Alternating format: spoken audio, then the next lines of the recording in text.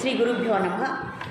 అందరికీ కూడా శ్రీమద్ భగవద్గీత మహాయజ్ఞానికి అంటే నిత్య జీవితంలో శ్రీమద్ భగవద్గీతకి మీ అందరికీ కూడా స్వాగతం. ఎంతో ఆనందంగా మీ అందరికీ కూడా ఎంతో కృతజ్ఞతలు తెలియచేయాలి.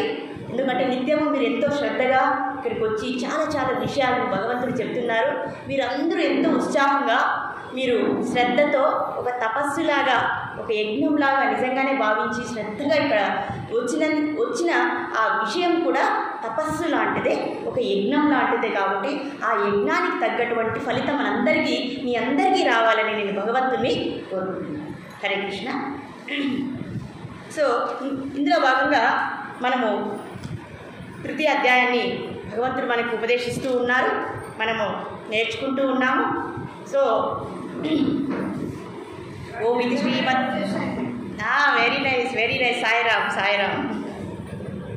చాలా సంతోషం.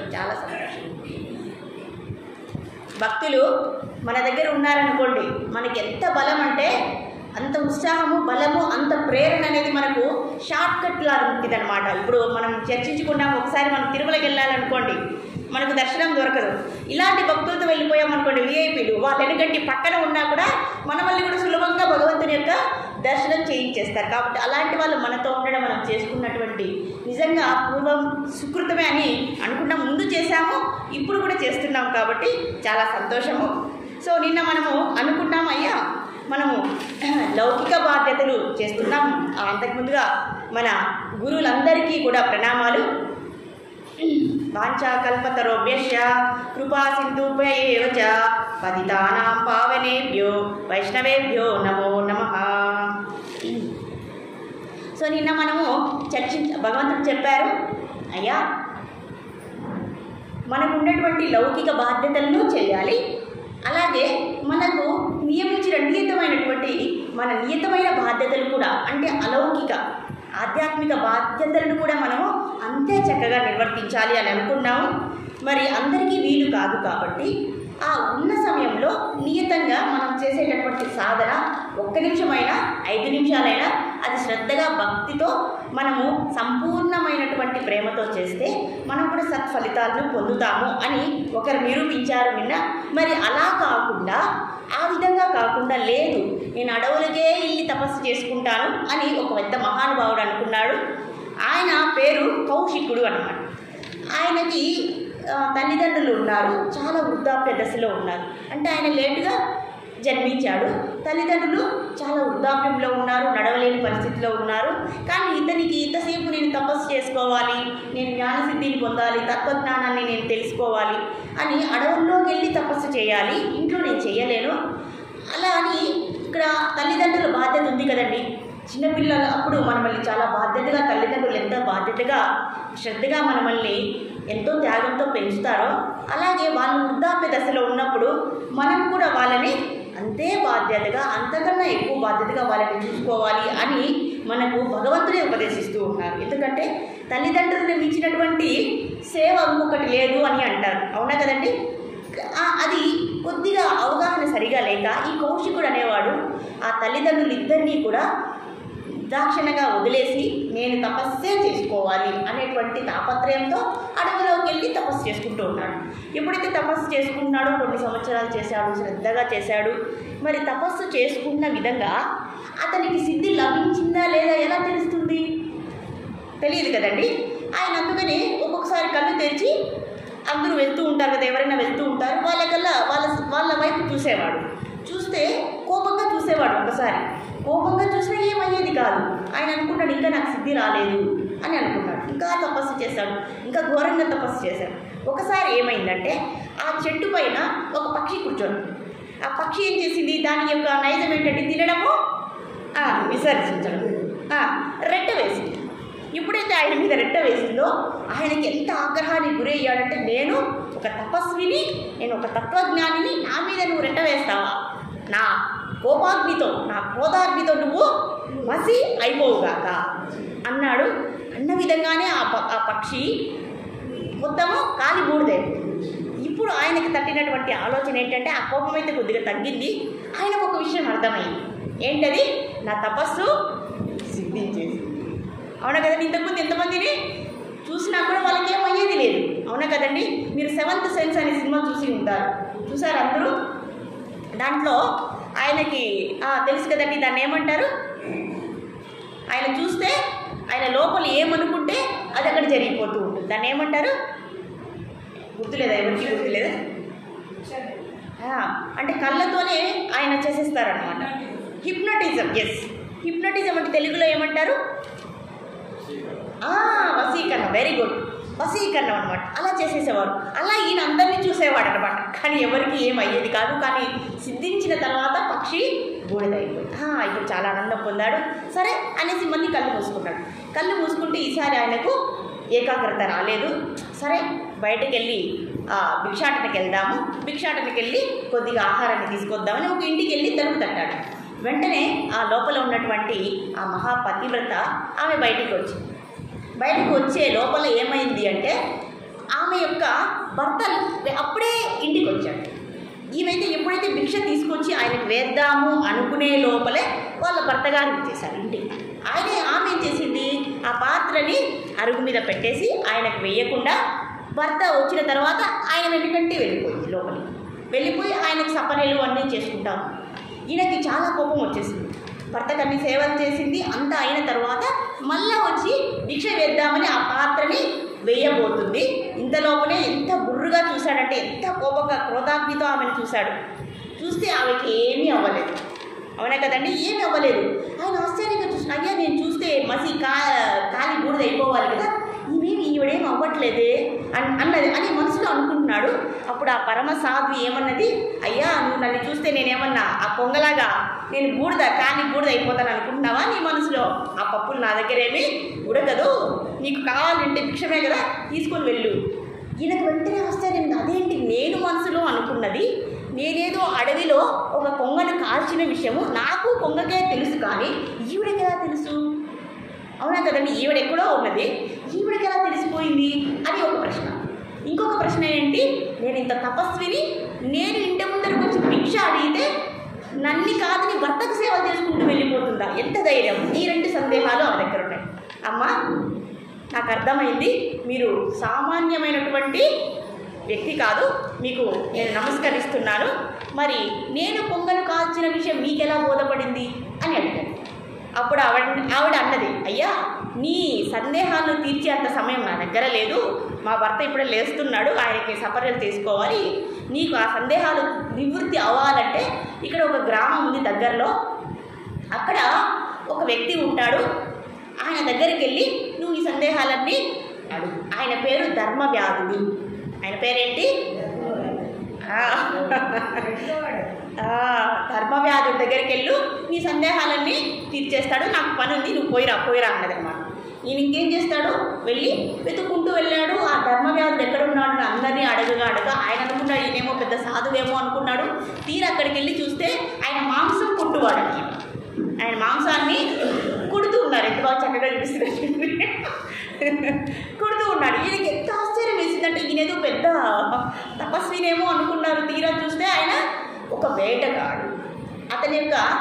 అతని యొక్క కర్తవ్యం ఏంటి అంటే వేటకు వెళ్ళడం, జంతువులు తీసుకొని రావడం, వాటిని కొట్టి అందరికీ అమ్మడం. సో ఆయన్ని చూపించారు. అయ్యా ధర్మవ్యాధుడు అంటే మీరేనా అని అడిగారు. అవునండి నా పేరే ధర్మవ్యాధి. నేను కాదండి, ధర్మవ్యాధుడా అంటే అవునండి నేను ధర్మవ్యాధుని, నాకు కొన్ని సందేహాలు ఉన్నాయి, పక్క ఊర్లో ఒక పతివ్రతా శిరోమణి నన్ను మీ దగ్గరికి పంపించింది, నా సందేహాలను నివృత్తి చేయమని, అందుకే మీ దగ్గరికి వచ్చాను అని అన్నాడు. వెంటనే ఆయన ఏమన్నాడు, కొంతసేపు మీరు వెయిట్ చేయండి, కొంతసేపు ఆగండి, నాకు ఇక్కడ బిజినెస్ జరుగుతూ ఉంది, ఈ బిజినెస్ అయిన తర్వాత మీకు నేను సమాధానం చెప్తాను. తెల్లవారి నుంచి రాత్రి వరకు ఆయన్ని 6-7 గంటల సేపు వరకు సూర్య అస్తమయం వరకు ఆయన్ని నిలబెట్టి ఉంచాడు. 5 నిమిషాలు అని చెప్పి ఆయనకంతా అయిపోయింది. అవన్నీ చూస్తున్నాడు. ఒక తపస్వి అయినా కూడా ఆయన చేసే పనులన్నీ చూస్తూ ఉన్నాడు. ఆ తర్వాత ఇప్పుడు అడిగాడు, అయ్యా ఇప్పుడైనా మీరు వస్తారా అంటే, సరే 1 నిమిషం ఉండండి, నాకు కొన్ని ముక్కలన్నీ మిగిలి ఉన్నాయి, వీటిని నేను పక్షులకి ఉంటాయి కదండి ఇతర పంచ జీవులన్నీ ఉంటాయి కదా, ఆ పంచభూత జీవులన్నిటికీ నేను వేసేస్తాను, ఆ తర్వాత మీ దగ్గరికి వచ్చేస్తాను అన్నారు. సో అలాగే అక్కడ ఉన్నటువంటి జీవులన్నిటికీ మిగిలిన ఆ ఆహారం ఏదైతే ఉందో దాన్ని తీసి అన్నిటికీ వేసేసాడు. ఇంకా మిగిలిన వాటిని ప్యాక్ చేసుకున్నాడు. ఇంకా పొదాం అన్నారు. ఎక్కడికండి అంటే మా ఇంటికి వెళ్దాం అన్నారు. మీ ఇంటిగా? మరి నా సందేహాలు అన్నారు. నీ సందేహాలు మళ్ళీ తీరుస్తాను, నా కోసం ఇంట్లో వెయిట్ చేస్తున్నారు అందరూ ఫ్యామిలీ మెంబర్స్ అంతా, నేను వెళ్ళాలి, నువ్వు కూడా మా ఇంటికి రా అన్నారు. ఇద్దరు కలిసి ఇంటికి పోయారు. ఇంకా ఎన్ని ఆఘాతాలు చూపిస్తారో ఏమైనా అనుకున్నారు. అక్కడికి వెళ్ళేసరికి పోతూనే ఆ ఆహారాన్ని అయితే ఏదైతే తెచ్చారో దాన్ని వండమని భార్యామణికి చెప్పారు. ఇంతలో తన తల్లిదండ్రులు ఇద్దరు వృద్ధాప్య దశలో ఉన్నారు. వాళ్ళందరికీ సేవలు చేసి కాళ్ళు ఒత్తడం ఇవన్నీ చేసి మర్దన చేసిన తర్వాత పిల్లలు వచ్చిన తర్వాత వాళ్ళందరినీ పరామర్శించి భార్యను పరామర్శించి 10 గంటలైంది. ఇప్పుడు చెప్పయ్యా నీకేం సందేహాలు ఉన్నాయో. అప్పుడు చెప్పారయ్యా, మీ దగ్గరకు వచ్చే ముందు 2 సందేహాలు ఉన్నాయి, కానీ మిమ్మల్ని చూసిన తర్వాత నా దగ్గర ఎన్నో సందేహాలు పెరిగిపోయాయి. అదేంటి, మీ పేరేంటి? ధర్మవ్యాధుడు అన్నారు. వ్యాధుడు వరకు బాగానే ఉంది, ధర్మ అనే పదాన్ని మీరు పేరు పక్కన ఎందుకు చేర్చారు అని అడిగాడు. ఇదొక సందేహం. ఆ పతివ్రత శిరోమణి నన్ను పంపింది అని మీకెలా తెలిసింది అని ఇంకో ప్రశ్న అడిగాడు. మరి ఆ పతివ్రత శిరోమణి నన్ను కాదని భర్త దగ్గరికి వెళ్ళిపోయింది, అది ఎందుకు అని అడిగాడు. అప్పుడు ఈయన అన్నారు, ఓ అమాయక చక్రవర్తి, నువ్వు చేసిన తప్పల్లా ఏంటి అంటే తపస్సు అని అడవికి వెళ్ళిపోయావు. దీనిలో నీవు నిజంగా కర్తవ్యం, నీ బాధ్యత అయినటువంటి నియతమైన బాధ్యత అయినటువంటి తల్లిదండ్రులను అలా ఆ దీనస్థితిలో వదిలేసి నీ కర్తవ్యాన్ని మర్చిపోయి తపస్సు అని నువ్వు బయలుదేరావే, అది మహా తప్పు. నీకు కోపం ఎందుకు వచ్చిందంటే, కోపం ఎందుకు వస్తుందండి? ఎందుకు ఆ పక్షిని శపించాడు? ఆ కోపానికి కారణమైనటువంటి రాగద్వేషాలు. అంటే నువ్వు ఎంత తపస్సు చేసినా నీలో కోపం ఇంకా పోలేదు, అంటే నీకు అంత సిద్ధి లభించలేదు, కొద్ది సిద్ధి మాత్రమే లభించింది. అదే నువ్వు నీ తల్లిదండ్రులకు సేవ చేసి ఉండింటే ఆ సేవలో నీకు కలిగేటటువంటి సత్ఫలితం ఏంటి అంటే కోపాన్ని జయించడం. ఎప్పుడైతే మనం కోపాన్ని జయిస్తామో ఆ రాగ ద్వేషాలు రెండూ కూడా సమూలంగా పారద్రోలుతాయి. కాబట్టి నువ్వు చేసి ఉండవలసిన పని ఏంటి? నీ కర్తవ్యం ఏంటి? తల్లిదండ్రుల సేవ చేయడం. ఎందుకంటే నువ్వు ఒక్కటే ఒక కొడుకు, ఇంకెవరు లేరు తల్లిదండ్రులు చూసుకోవడానికి. అలా వదలడమే నువ్వు చేసినటువంటి మహా తప్పు.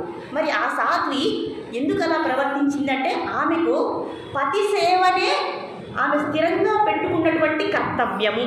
నువ్వే కాదు కదా, గుమ్మం మీద వెళ్ళి నిలబడి త్రిమూర్తులు వచ్చి నిలబడినా కూడా ఆమె ఆ త్రిమూర్తులను కూడా విస్మరించి భర్తకే సేవ చేస్తుంది. ఎందుకంటే పతియే ప్రత్యక్ష దైవము అని నియతంగా నిర్దిష్టంగా పెట్టుకున్నటువంటి ధర్మం కాబట్టి ఆమె మహాపతివ్రత శిరోమణి అయింది. కాబట్టి త్రిమూర్తులు కూడా ఆమెని ఏమీ చేయలేరు. కాబట్టి నువ్వు ఆమె వైపు చూసినప్పుడు ఆమెకి ఎటువంటి శాపము అనేది కలగలేదు. కాబట్టి మరి నా దగ్గరికి ఎందుకు పంపించింది అంటే, నేను ధర్మ అనే పేరు నాకు ఎందుకు వచ్చిందంటే నా వృత్తిరీత్యా నేను వేటగాడిని. చూడండి, చాలా జాగ్రత్తగా అర్థం చేసుకోవాలి ధర్మ సూక్ష్మాన్ని. మనము మన బాధ్యత ఏంటి, మన కర్తవ్యం ఏంటి? భగవంతుడు నన్ను వేటగాడిలాగా పుట్టించాడు.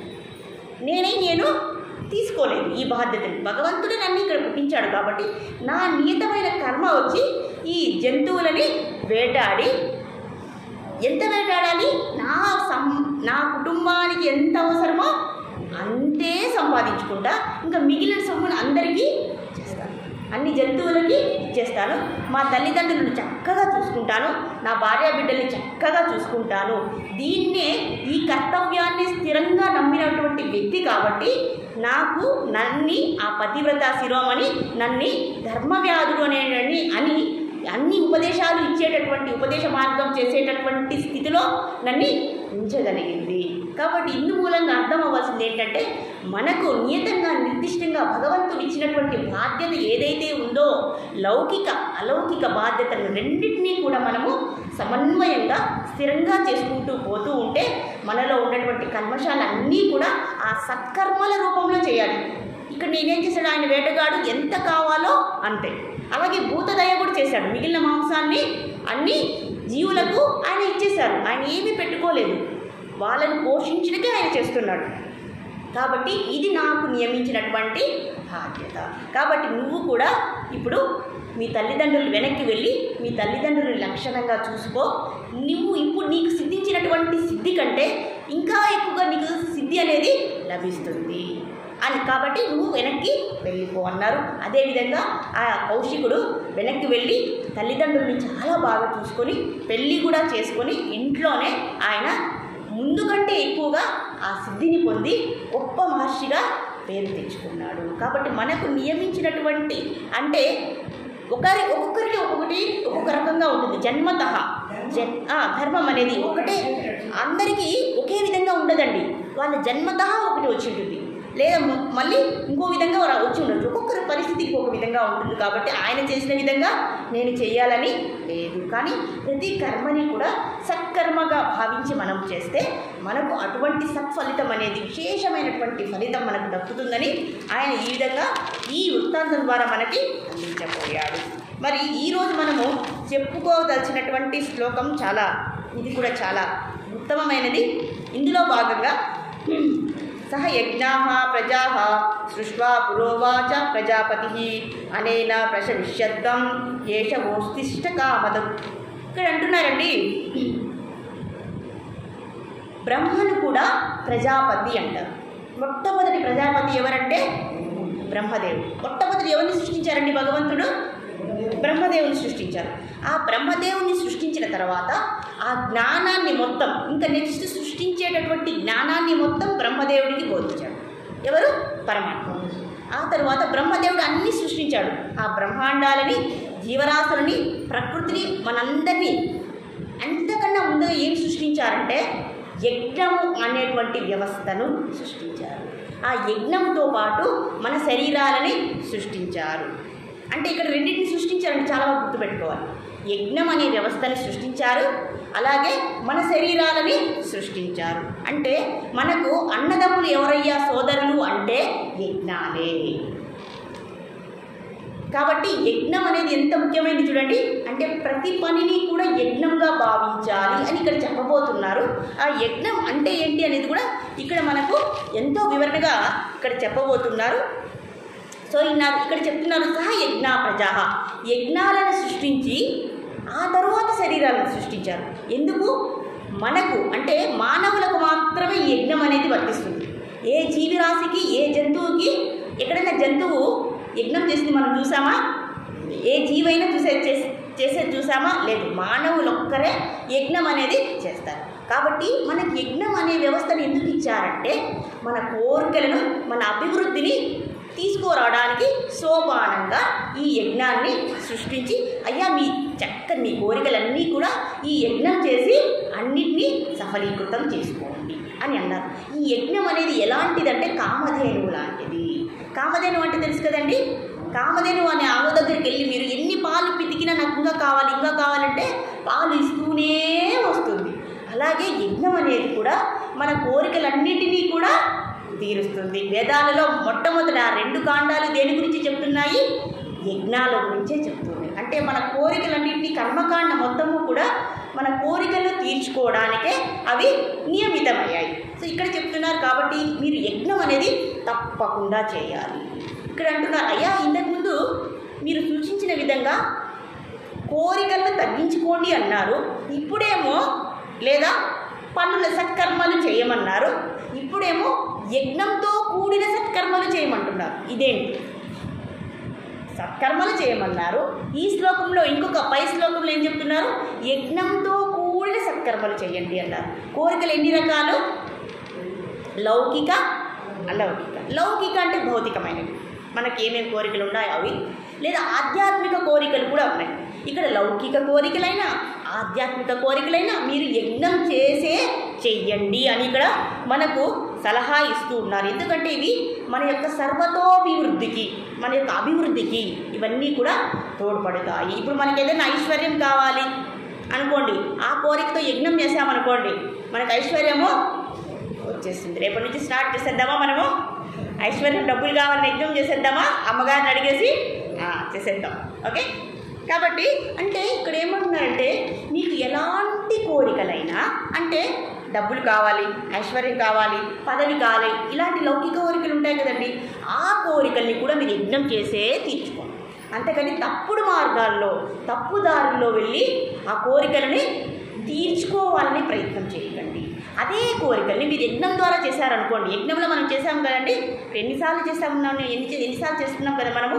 ఆ యజ్ఞంలో ఏం చేస్తాము, అందరినీ ఆవాహనం చేస్తున్నాం కదండి, అగ్నిని, ఇంద్రుని, వాయువుని అందరినీ మనం ఆహ్వానిస్తామా, అందరినీ. లాస్ట్లో అగ్ని యజ్ఞఫలాన్ని ఆ మహావిష్ణువుకి సమర్పిస్తాం. మొదట దేవతలకి, ఆ తర్వాత ఆ దేవతల యొక్క హెడ్ అయినటువంటి మహావిష్ణువుకి సమర్పిస్తాం ఇక్కడ శాస్త్రం ప్రకారం. మరి ఇక్కడ చెప్తున్నారండి, మరి యజ్ఞంలోనే అన్నీ చేయాలని ఎవరు చెప్తున్నారంటే సకల శాస్త్రాలు, వేదాలు, పురాణాలు, ఇతిహాసాలు, స్మృతి పురాణాలు అన్నీ కూడా మనకు చెప్తున్నవేమంటే మీరు యజ్ఞం చేసే మీ కోరికలన్నింటినీ తీర్చుకోండి. లేదా మీరు అనుకున్న దారిలో వెళ్ళొద్దండి. మీరు అనుకున్న దానిలో తప్పు మార్గాల్లో దొంగతనమో దోపిడీనో చేసి మోసమో చేసి మీ కోరికల్ని తీర్చుకోవాలనుకోకండి, ఎక్కడికి వెళ్ళకండి, యజ్ఞం చేసే చేయండి అన్నారు. ఎందుకు యజ్ఞం చేసే చేయమన్నారు? మనకు ఆ కర్మ ఫలితం అనేది అండకుండా జాగ్రత్తగా చేయాలి కదండి ఏం చేసినా కూడా. అందుకని యజ్ఞం రూపంలోనే ప్రతి పనిని కూడా అలా చేయమని ఇక్కడ చెప్తున్నారు. మరి కోరికలు వద్దంటున్నారు, కోరికల్ని తగ్గించుకోమంటున్నారు, మరి యజ్ఞ రూపంలో చేయమంటున్నారు. ఇదేంటి? ఈ రెండు కూడా భిన్నంగా వ్యతిరేకంగా ఉన్నాయి కదండి. కాబట్టి కోరికలను అయితే తగ్గించుకోవడానికి ప్రయత్నం చేయండి, లేదా ఇంకా కోరికలు ఉన్నాయనుకోండి, అప్పుడు ఏం చేయాలి? యజ్ఞం ద్వారా మనము ఇది మరి ఇదేంటండి, ఇప్పుడు ఈ కాలంలో ఎవరైనా యజ్ఞాలు ఎక్కువ చేయగలరా? చేసే ఇది కొత్త విధానాన్ని ఏమన్నా ప్రవేశపెట్టారా? లేదండి. బ్రహ్మ ఎప్పుడైతే సృష్టించాడో అప్పటి నుంచి కూడా ఈ వ్యవస్థ, ఈ పద్ధతి అనేది ఉంది. మనకు తెలియనంత మాత్రాన ఇది కొత్తది కాదు, ఇది పురాతనమైనప్పటి నుంచి కూడా ఈ యజ్ఞ వ్యవస్థనే మనకు ఇక్కడ చెప్తూ ఉన్నారు. మరి యజ్ఞ వ్యవస్థలో మరి ఎవరెవరు ఉన్నారు అనేది ఈ పై శ్లోకంలో చెప్తున్నారు. దేవాన్ భావయతానేన తే దేవా భావయంతువః పరస్పరం భావయంత శ్రేయ పరమ వ్యాప్సుత అంటున్నారు.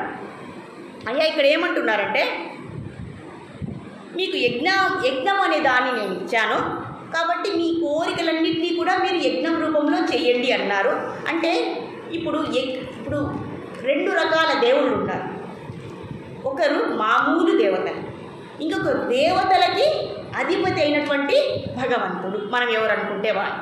ఇక్కడ మహావిష్ణువు అన్నారు. మరి దేవతలు అంటే ఎవరు అంటే మనుషులు. రెండు విభాగాలండి, మనుషులు, దేవతలు, భగవంతుడు. సరే, భగవంతుని పక్కన పెట్టేద్దాము. ఇప్పుడు మనము భూమి మీద ఉన్నాము. భూమిపై ఉన్నటువంటి లోకాల్లో ఎవరెవరు ఉన్నారు? స్వర్గలోకం ఉంది. స్వర్గలోకంలో ఎవరున్నారు? ఇంద్రుడు ఉన్నాడు. అవునా కదండి? ఇంద్రుడికి ఎవరెవరు ఉన్నారో తెలుసుకుందాం మనం. అసలు ఎవరెవరు ఉన్నారనేది ఇక్కడ మనకు చెప్తూ ఉన్నారు. దేవాన్ భావయతే అనేనా అంటున్నారండి ఇక్కడ. ఎప్పుడైతే మనము యజ్ఞం చేస్తామో ఆ యజ్ఞ ఫలాన్ని ఎవరెవరికి ఇస్తాము? అగ్నికి, దేవతలైనటువంటి అగ్నిదేవుడికి, ఇంద్రుడికి, మళ్ళీ వాయుదేవుడికి, వరుణుడికి, భూమాతకి, ఇలా అందరినీ ఆవాహనం చేస్తాం కదండి. మొదట్లో అందరికీ కూడా యజ్ఞ ఫలాన్ని కొద్ది కొద్దిగా అందరికీ ఇస్తూ పోతూ ఉంటాం. మనకి వర్షం కావాలంటే ఏం చేసేవాళ్ళు ముందు కాలంలో? వరుణ యజ్ఞం చేసేవాళ్ళండి. ఇప్పుడు ఏం చేస్తున్నాం మనము?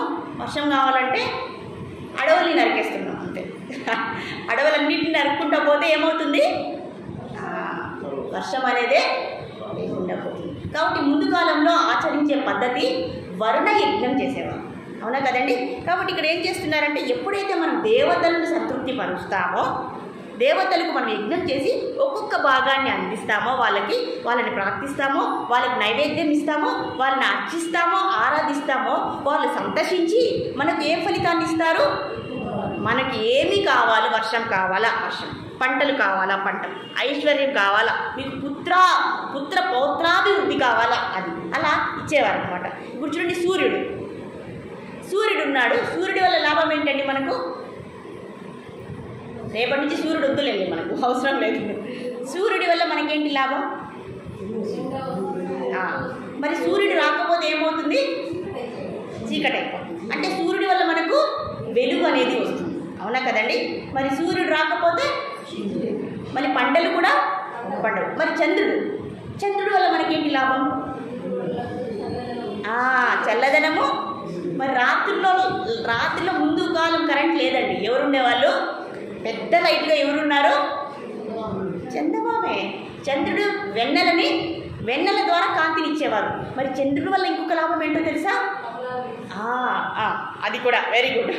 ఇంకా మన యొక్క పళ్ళు కాయగూరలు ఉన్నాయి కదండి, వాటన్నిటికీ కూడా రసాన్ని ఇచ్చేది ఎవరయ్యా అంటే చంద్రుడే.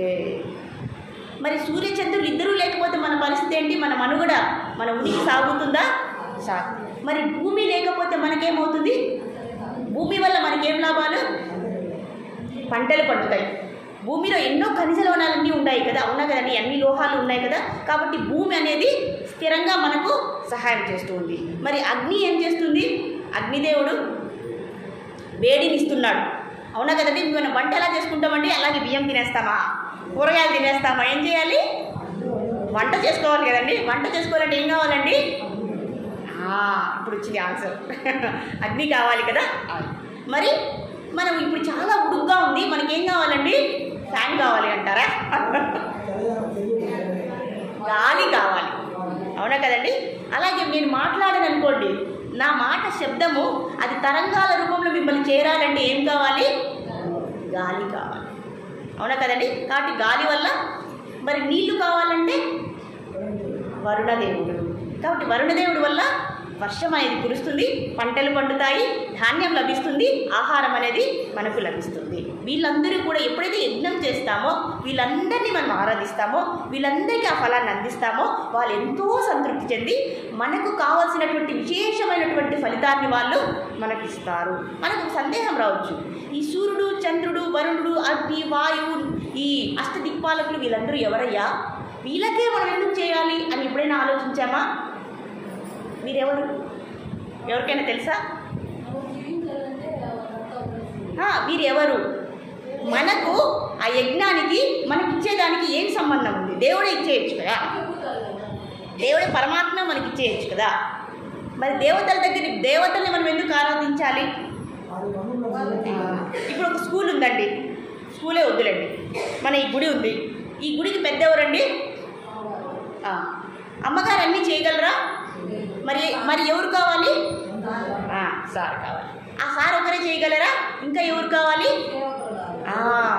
అలా భగవంతుడు ఒక హెడ్, ఆయన కింద అందరూ కూడా ఇప్పుడు చూడండి, ప్రధానమంత్రి ఉంటారు, ఆయన కింద ఎవరు ఉంటారు? ముఖ్యమంత్రి ఉంటాడు, ఆయన కింద ఎవరు ఉంటారు? మంత్రులు ఉంటారు, ఆ మంత్రుల కింద ఎవరు ఉంటారు? ఎమ్మెల్యేలు ఉంటారు. అలా అన్నమాట. కాబట్టి భగవంతుడు ఈ దేవతలకి ఆ బాధ్యతను అప్పగించేశాడు. సూర్యుడా నువ్వు వెలుగునివ్వు, చంద్రుడా నువ్వు కాంతినివ్వు, అగ్ని నువ్వు వేడినివ్వు, వాయువు నువ్వు గాలినివ్వు, ఇలా ఒక్కొక్కరికి ఒక విభాగం చేసి అందరికీ బాధ్యతల్ని అప్పగించేశారన్నమాట. కాబట్టి మనం ఎప్పుడైతే వాళ్ళని సంతృప్తి పరుస్తామో, ఆ దేవతలందరూ ఏం చేస్తారు?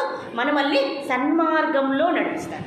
మనకు కావాల్సినటువంటి కొందరికి కోరికలు కావాలంటే కోరికలు ఇస్తారు, లేదా నాకు తత్వజ్ఞానం కావాలంటే తత్వజ్ఞానం కూడా ఇస్తారు. ఆ ఉదాహరణ కూడా మనం చెప్పుకున్నాం. ఇంద్రుడు ఒక్కసారి కట్వాంగ మహర్షికి ఇచ్చాడు, గుర్తుందా మీకు? కట్వాంగుడు అనే మహారాజు ఇంద్రుడికి సహాయం చేస్తున్నాడు కాబట్టి, అయ్యా నీకేమైనా వరం కావాలో కోరుకో అంటే ఏం చెప్పాడు కట్వాంగుడు? ఎవరికైనా గుర్తుందా? అది వేరే స్టోరీ, అది వృత్తాసురుడు. కట్వాంగుడు అడిగాడు, అయ్యా నేను ఎంతకాలము బతుకుతాను అని ఆ వరం అడిగాడు. అప్పుడు ఇంద్రుడు ఏం చేశాడు?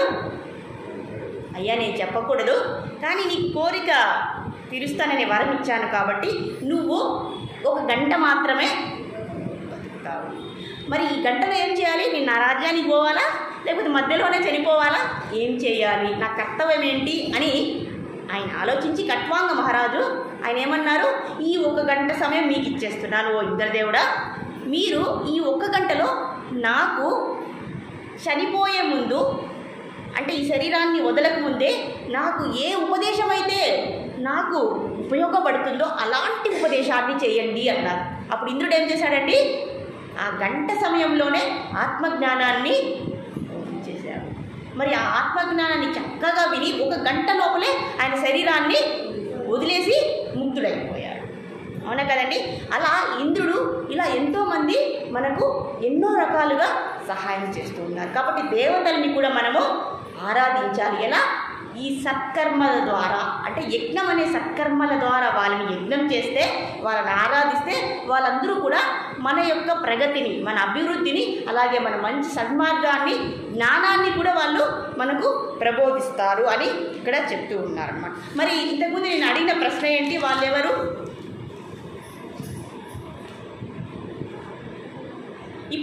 అది ఎలా అంటే ఇప్పుడు మన మనుషులం, మనం యజ్ఞం చేసి అన్నీ కూడా వాళ్ళకు కావాల్సినటువంటి ఆ యజ్ఞ ఫలాన్ని అందిస్తాము ఈ భూలోకం నుంచి పైలోకానికి.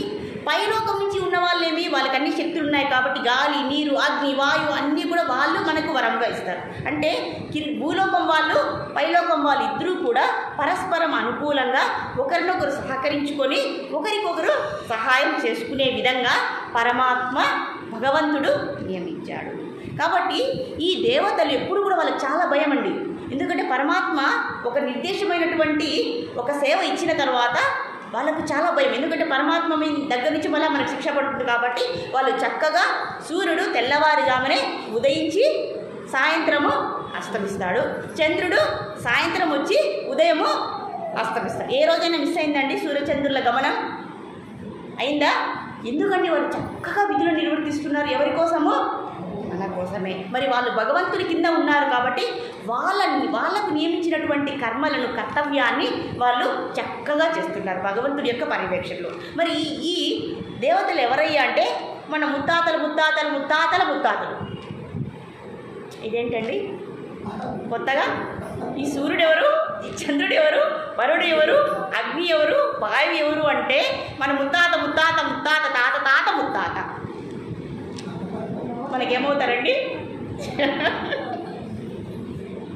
మన పెదనాన్నలు కావచ్చు, చిన్నాన్నలు కావచ్చు, వాళ్ళే ఇలాంటి సత్కర్మలను ఆచరించి, ఇలాంటి యజ్ఞాలను ఆచరించి ఎటువంటి తప్పు మార్గంలో వెళ్లకుండా జ్ఞానాన్ని పొంది వాళ్ళు అలాంటి మంచి లోకాలకి వెళ్ళిపోయారు.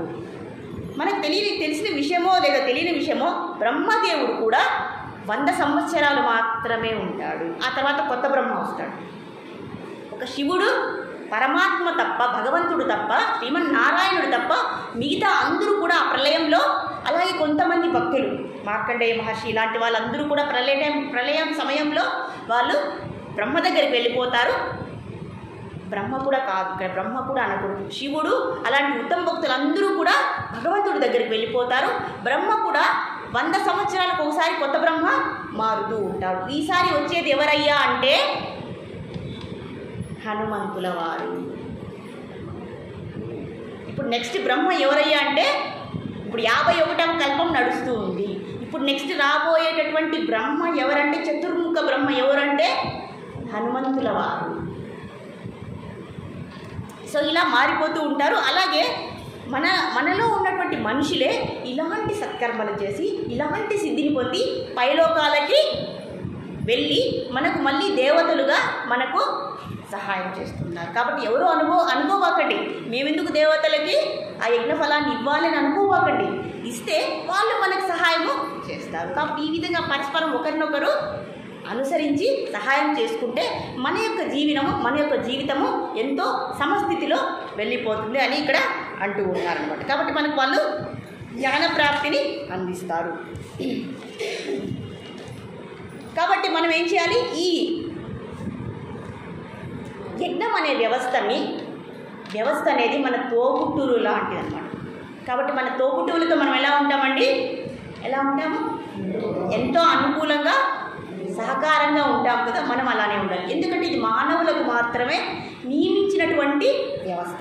మరి ఏ జంతువులకైనా యజ్ఞం అనేది అప్లికబుల్ అవుతుందా? ఆ ఉదాహరణ చరిత్రలోకి వెళితే భరతుడు అనే ఒక మహారాజు ఉండేవారు. ముగ్గురు ఉన్నారండి భరతుడు చరిత్రలో.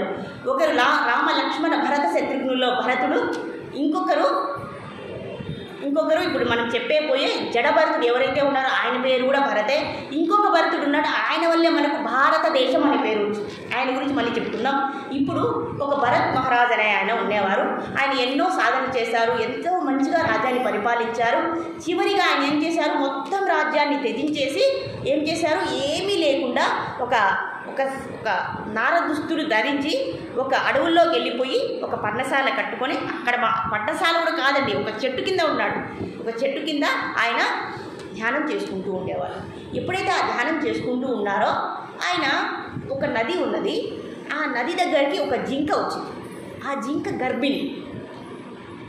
ఆ జింక ఇప్పుడిప్పుడే ఆ జింక చిన్న జింక పిల్ల పుట్టే సమయం వచ్చింది. ఆ జింక నదిని దాటాలని ప్రయత్నించింది. అంత లోపల తనకి చిన్న పిల్ల జింక పుట్టేసింది. ఆ జింక వెంటనే పెద్ద తల్లి జింక మరణించింది. ఇంకా చిన్న జింక ఏం చేస్తుందండి, చాలా ముద్దుగా ఉంటుంది. అది ఎక్కడ ఉండాలో తనకే తెలియదు. ఈ దృశ్యాన్నంతా ఈ భరతుడు అనే మహారాజు అన్నీ వదిలేశాడండి. ఐశ్వర్యము, రాజ్యము, భార్య, పిల్లలు అన్నీ వదిలేశాడు. నాకేమీ వద్దనుకున్నాడు. కానీ ఆ చిన్న జింక పిల్లను చూస్తూ ఆయనకి చాలా దయ వేసింది. ఆయన చాలా సిద్ధుడండి, గొప్ప మహర్షి. ఎంత గొప్ప మహర్షి అంటే మహర్షి స్టేజ్ నుంచి కూడా దాటిపోయాడు. అంత గొప్ప సిద్ధి పొందిన వ్యక్తి ఒక్కసారిగా ఆ చిన్న పిల్ల జింకను చూసేటప్పటికీ ఆయనకి దయ వేసేసి, అయ్యో చిన్న బేబీ జింక కదా, దీన్ని ఏవైనా క్రూరమృగాలు చూస్తే దాన్ని కాబట్టి దీన్ని కాపాడుకుందామని ఆ చిన్న జింకని ఇంటికి తీసుకొచ్చాడు. అది ఇల్లు అంటే ఏం లేదండి, చెట్టు మాత్రమే. ఆ చెట్టు దగ్గరికి తీసుకొచ్చి దానికి నీళ్ళు ఇవ్వడం, అలా మెల్లమెల్లగా దాన్ని పెంచేవాడు. పెంచుతూ దాన్ని ఆయన ధ్యానం చేసుకుంటూ ఉండేవాడు. ఒక పక్క దాన్ని చూసుకుంటూ ఉండేవాడు. ఈయన ధ్యాన స్థితి ఎలా అయిపోయిందంటే రోజు రోజుకి తగ్గిపోతూ వస్తుంది. ఎందుకంటే జింక మీద ప్రేమ పెరుగుతా పోయి, దాని మీద దయ పెరుగుతూ పోతూ ఉన్నది. ఎప్పుడు దాని ధ్యాస, అయ్యో ఆడుకుంటుందా, ఉందా లేదా, తిన్నదా, పడుకున్నదా, ఇదే ఆలోచించడం. ఒక రోజు 10 గంటలు చేసేవాడు 5 గంటలు, 5 గంటల నుంచి 1 గంటకు వచ్చాడు, 1 గంట నుంచి 1 నిమిషానికి వచ్చేసాడు. భరతుల్లోనే ఉన్నాడు ఆయన. ఇంకా మరి ఏమైంది, ఆ జింక ఈయనకు వయసు అయిపోయింది. ఇంకా ఆ దిగులుతో ఏం చేశాడు, అయ్యో నా జింక పిల్ల ఏమవుతుందో, నేను లేకపోతే ఏమవుతుందో, క్రూరమృగాలు తినేస్తాయేమో అని అదే దిగులుతో శరీరాన్ని వదిలేశాడు. చూడండి, సాధులు కానీ, సిద్ధులు కానీ, యోగులు కానీ ఎప్పుడైతే శరీరాన్ని వదిలే సమయంలో ఎంతో జాగ్రత్తగా ఉంటారు. వాళ్ళకు భగవత్ నామస్మరణ తప్ప ఆ పద్ధతి మనం అష్టాంగ యోగుల్లో మనం చర్చించుకున్నాం ఆల్రెడీ. ఆ ప్రాణాన్ని ఎలా వదులుతారు అనేది అన్ని చక్రాలను దాటి ఆ సహస్రారం దగ్గర నుంచి పైకి పంపించి వేస్తారు. ఆ ధ్యాన స్థితిలో, ఆ సమాధి స్థితిలో, అటువంటి స్థితిలో ఉండేవాడు. ఈ జింక మీద మమకారంతో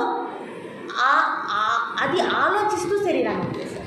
ఆ చింతనతో ఏమయ్యాడు, ఆలోచిస్తూ జింకను చూస్తూ ఆయన నెక్స్ట్ జన్మలో జింకగా పుట్టేశాడు. ఎలా పుట్టాడండి, అంతకాలేచమాం ఏవా స్మరణ ముక్త కలేవరం అనేసి వచ్చేసింది అనమాట. అంటే జింక గురించి ఆలోచించి జింకగా పుట్టేశాడు. మరి మనం శరీరం వదిలేటప్పుడు మనకు భగవంతుడు ఒక ప్రాసెస్ చెప్పారు. అయ్యా మనం శరీరం వదిలేటప్పుడు అంతకాలేచమాం ఏవా స్మరణ ముక్త కలేవరం, అయ్యా మీరు శరీరం వదిలే సమయంలో భగవత్ నామస్మరణనే గుర్తుపెట్టుకోండి. మీ ఇంట్లో వాళ్ళ గురించి కానీ, పాయసం గురించి కానీ, వడల గురించి కానీ గుర్తుపెట్టుకోకండి అని చెప్పారు కదండి మనందరికీ కూడా. మరి ఈ సాధువు ఎంత జాగ్రత్తగా ఉండాలండి. కానీ ఆ ప్రేమ, ఆ మమకార, ఆ దయ అనేది అది చూస్తూ జింకగా పుట్టేశాడు.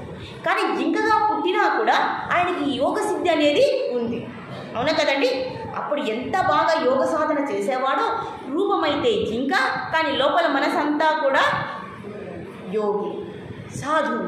అదే ఆలోచిస్తూ ఉన్నాడు, ఇప్పుడు నేనేం చేయాలి, ఇంత సిద్ధి పొందానే, నాకు మంచి జన్మ రావాలి కదా, ఇదేంటి జింక జన్మ వచ్చేసింది అని బాధపడ్డాడు. చూశారు కదండి ఏమైపోయింది ఆయన స్థితి. మరి ఆలోచించాడు, సరే ఇప్పుడైనా నా సాధన చేద్దామంటే ఆ ధ్యాన స్థితిలో పద్మాసనం వేసుకొని కూర్చుందామంటే జింక వల్ల అవుతుందండి. మరి ఇలా నమస్కారం చేయాలంటే జింక వల్ల అవుతుందా? ప్రాణాయామం చేయాలంటే ఇలా 2 చేతులను పెట్టుకుంటుందా జింక? చేయలేదు. ప్రాణాయామం చేయలేదు, ధ్యానం చేయలేదు, తపస్సు చేయలేదు, నమస్కారం చేయలేదు, ప్రదక్షిణ చేయాలన్నా కూడా జ్ఞానం లేదు. కానీ ఈయనకు అన్ని జ్ఞానం ఉంది, గుర్తు ఉంది, సిద్ధి గుర్తే ఉంది. ఇంకా నేనేం చేయాలి అని ఆలోచించసాగాడు జింక రూపంలో ఉన్నటువంటి ఆ భరత్ మహారాజు. సరే 3 పనులనైతే నేను చేయవచ్చు. అదేంటి, నిత్యము కూడా గంగలో స్నానం చేయాలి, గంగలో మునిగి తేలాలి. కాబట్టి గంగా నది తీరం దగ్గరే ఉన్నాడు. ఇది ఒకటండి. అతను చేయాల్సినటువంటి ఆ తపస్సు సాధన ఏ విధంగా ఉందంటే నిత్యము గంగలో స్నానం మునిగి బయటకు వచ్చేయాలి. ఇంకా రెండవది ఏంటి అంటే ఆయన రెండవది నేను మర్చిపోయాను. రెండవది ఏంటి అంటే, లేదా మూడవది, ఒక్క నిమిషం అండి,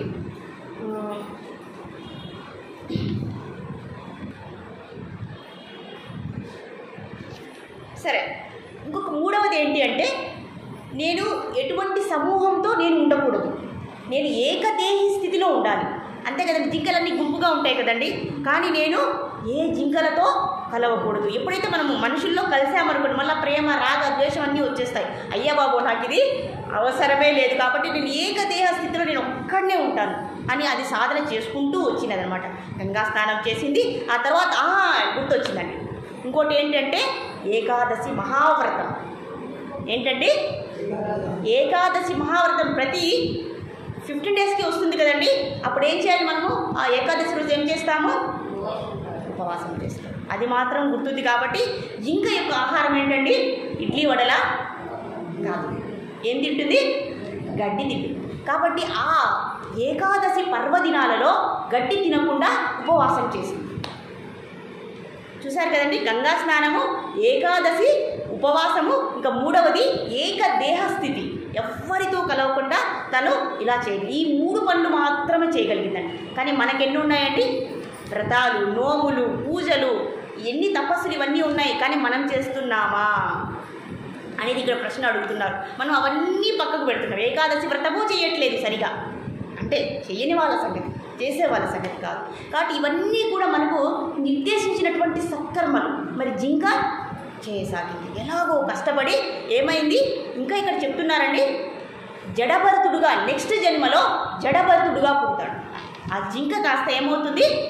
జడభరతుడు. జడభరతుడు అంటే ఆయన ఎవ్వరితో మాట్లాడు, మౌన వ్రతం. బయటికి పిచ్చివాడులాగా ఉంటాడు, లోపల పరమాత్మ ధ్యానం చేస్తూనే ఉంటాడు.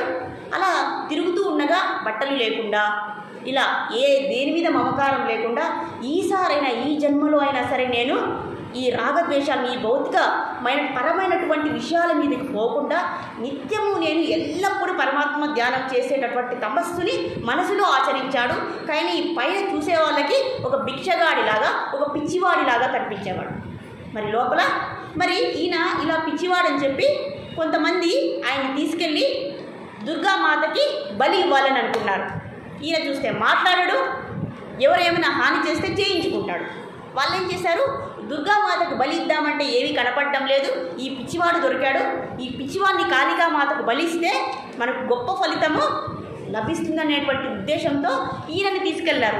ఈయన వాళ్ళ వెనకంటే వెళ్ళిపోయాడు. ఆ దుర్గా ఈయనకు అన్నీ అలంకరించారు, అన్నీ పెట్టారు. ఏం చేశారు? ఆయన్ని ఇలా పడుకోబెట్టారు. ఎవరు ముందర? కాళికామాత ముందర పడుకోబెట్టారు. అర్ధరాత్రి 1 గంట అయింది. ఇంకా దాన్ని ఏమంటారు, పెద్ద కత్తి గొడ్డలి తీసుకొని ఒక్క ఏటుతో ఆయన తలని నరకాలని చూశారు. అప్పుడు కూడా ఈ జడభరతుడు ఏమీ ప్రతిస్పందన లేదు. ఎందుకంటే ఆయన ఏ స్థితిలో ఉన్నాడు? సమాధి స్థితిలో ఉన్నాడు. అంటే బయట ఏం జరిగినా కూడా ఆయనకి సంబంధం లేదు. అంటే ఆయన ఆత్మస్థితిలో ఉన్నాడు. ఆత్మస్థితిలో ప్రవర్తించడం అంటే ఏంటండి? ఇదే. ఇంతకంటే మించినటువంటి ఉదాహరణ మనకు లేదు. ఇంకా వాళ్ళు నరకపోతారు, అయినా కూడా నేను శరీరం కాదు, నేను ఆత్మను. ఆ ఆత్మ కూడా పరమాత్మ ఆలోచనలో ఉంది. కాబట్టి నా శరీరం పోతే ఏమవుతుంది? నా శరీరం వల్ల ఇతరులకి లబ్ధి జరుగుతుంది అనేటువంటి భావంతో ఆయన గమ్మున అయిపోయారు. ఇంతలో గొడ్డలి తీసుకొచ్చారు. అతన్ని నరికే లోపలే కాళికామాత వచ్చేసి ఎవరైతే ఆయన్ని నరకాలనుకున్నారో వాళ్ళనే.